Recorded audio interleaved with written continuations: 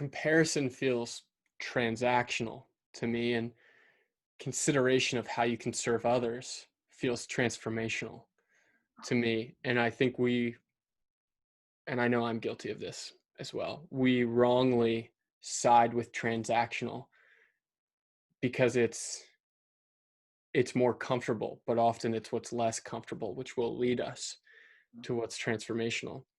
And I think about it, I studied economic consulting, and I think about it visually and mathematically. And if y equals mx plus b is just a simple linear equation, I think about out of the gate people that take they are gravitated towards the prestige magnet have a higher y-intercept but a lower slope. So they start at what is perceived, and a lot of this is perception, at what is a better place, but it's the person who does what they truly love that is not only going to catch up, they're going to surpass them. And if they start to build a team around them, it's no longer a linear equation, it's exponential. Their growth is going up. And meanwhile, if you maintain your relationship with the prestige magnet, in my opinion, the slope always remains linear. And it's hard to compare those two things. It's hard to compare somebody who does something for the transaction versus the transformation, because it's just two separate lifestyles. Yeah, I love what you're saying about the slope here. I think that is spot on. And I really think that, investing in situations that maybe don't put you at the top today, but that will position you in the future. Your future self will thank you, 10 years from now, 20 years from now, through learning and development and challenge, even if you don't have as much prestige today. It's an investment, just the compound interest here principle comes to. And so one of the other traps that I've been thinking about lately is Dershowitz is a social commentator, and he talks about conformity, right? And he is a critic, and he says a lot of our even elite universities are graduating really smart, ambitious, talented people who are what he calls excellent sheep, who are really good at conforming and just following the herd because it's safer and it's what's expected.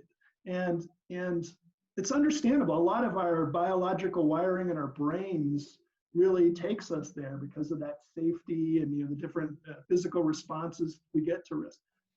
Christopher Gergen and I are friends and former colleagues. We wrote a book called Life Entrepreneurs, which is about being the entrepreneur of your life.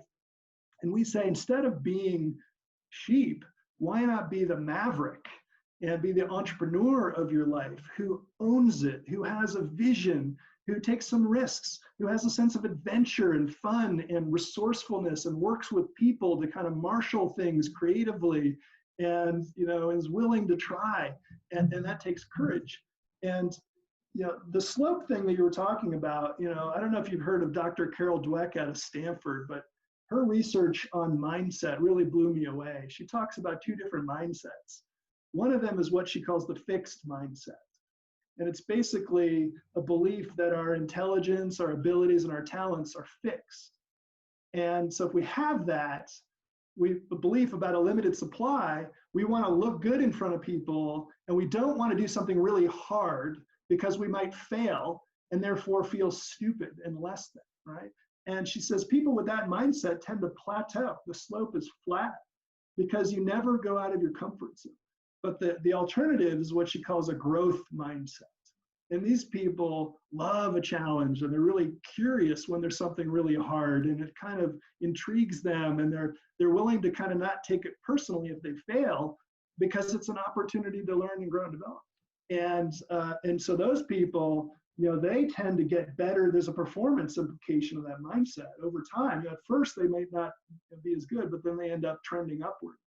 And so there's a real trajectory issue here with our choices, and being comfortable with failing, with risk, with uncertainty in the short term, but in ways that are big bets that can help us shoot the moon and play the long game.